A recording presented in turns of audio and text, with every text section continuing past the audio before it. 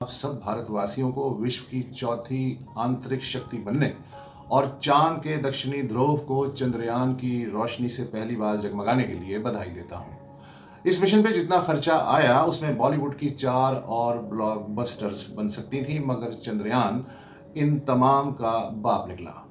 इस ऐतिहासिक प्रदर्शन से हमारे मन में भी ये सवाल 23 अगस्त से जगमगा रहा है कि हम कब कोई ऐसा चमत्कार दिखा पाएंगे, क्योंकि अब तो हमारे पड़ोस में एक नहीं, दो नहीं, बल्कि तीन देश हैं जो चांद की सैर कर चुके हैं।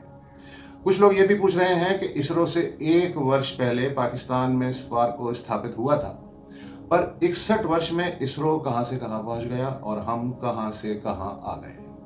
हालांकि हमारे तो झंडे में भी चांद है और हमारे पास ऐसी दूरबीन भी है जिसमें से हर रमजान और ईद पर एक छोड़ 2-2 चांद नजर आते हैं। फिलहाल तो हमारा मसला बिजली है, जिसकी कीमत अंतरिक्ष को भी पार कर चुकी है।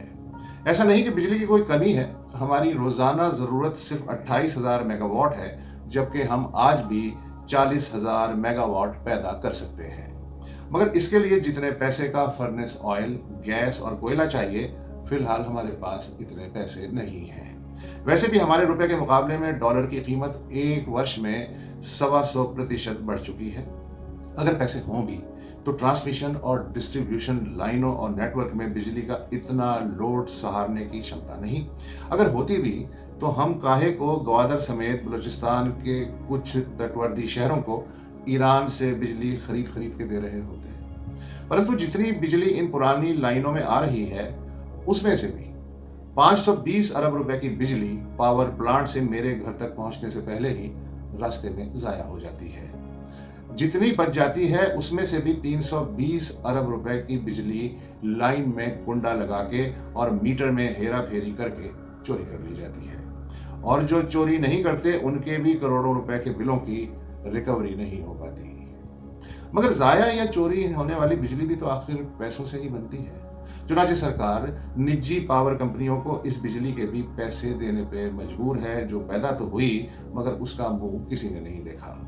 और ये बिजली भी उधार पे खरीदी जाती है, और अब ये उधार बढ़ते बढ़ते 3.25 ट्रिलियन रुपए तक पहुंच गया है। इसका एक ही आसान हल है कि जो लाखों गधे बाकायदगी से हर महीने बिल देते हैं, उनसे ही इस तमाम बिजली के नुकसान की भरपाई कर ली जाए, जो बिजली उन्होंने कभी भी इस्तेमाल नहीं की।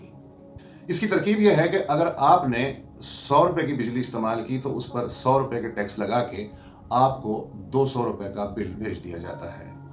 इस पॉलिसी का नतीजा यह निकल रहा है कि अगर किसी चपरासी की तनख्वाह मानो 25,000 रुपए है तो उसे 45,000 का बिल आ रहा है। जो आदमी घर को ताला लगा के 1 महीने से गायब है, उसे भी 50,000 रुपए का बिल भेजा जा रहा है, क्योंकि वो अगर गायब है तो क्या हुआ, उसके हमसाए तो उसके मीटर से तार जोड़ के बिजली इस्तेमाल कर ही रहे होंगे। यदि नौबत यह आ गई है कि सरकार ने बिजली विभाग वालों से कहा है कि अगर जनता के हाथों पिटने से बचना है तो कुछ दिन सरकारी नंबर प्लेटों वाली गाड़ियों में मत घूमें। पिछले 1 महीने में कई लोगों ने बिजली के बिल देख के खुदकुशी कर ली या बिल ने दिल बंद कर दिया। ताजिर और दुकानदार शटर डाउन हड़तालों की धमकी दे रहे हैं, और बहुत से शहरों में रोड पे धरने हो रहे हैं या जुलूस निकल रहे हैं। परंतु इस मामले के पूरी तरह बिगड़ने से पहले मंत्रिमंडल की हंगामी बैठक बुला ली गई है। मगर ऐसा नहीं कि सरकार को जनता का दुख नहीं है, बल्कि सरकार का टारगेट है कि एक दिन पाकिस्तान के हर शहरी को मुफ्त बिजली दी जाएगी। इसकी शुरुआत बहुत साल पहले बिजली विभाग के कर्मचारियों, ब्यूरोक्रेट्स, जजों, मंत्रियों, सेना के आला अफसरों, जोरावर नेताओं, उद्योगपतियों और जिम्मेदारों को मुफ्त या रियायती कीमत पे या फिर फ्लैट रेट पे बिजली देने की पॉलिसी से हो चुकी है। बस इसी तरह के छोटे छोटे मसले इन दिनों दरपेश हैं हमें। एक बार ये हल हो जाए तो फिर हमें चांद पे जाने के लिए भी थोड़ी सी फुर्सत मिल जाएगी।